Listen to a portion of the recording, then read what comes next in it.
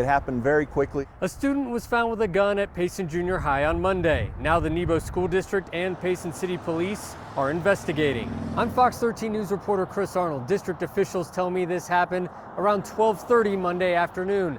They say some students saw the gun and reported it to school officials.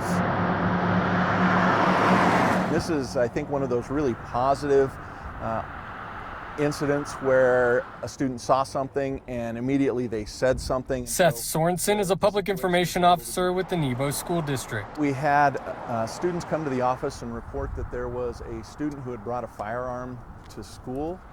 They reported that to the administration. They quickly grabbed the resource officer, and within a matter of minutes, the administration and the resource officer had taken that student into custody and they had confiscated the firearm. Sorensen says because this happened so quickly, the school wasn't put on lockdown.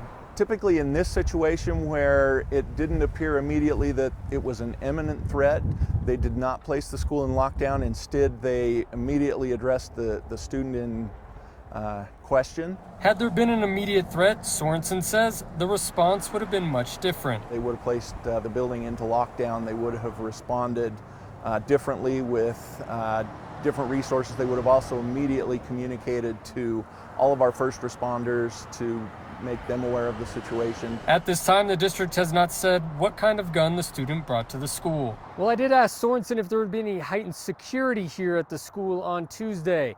He told me he couldn't get into any specifics about protocols, but did go on to tell me that they are on a heightened state of alert here at the school. Here in Payson, Chris Arnold, Fox 13 News, Utah.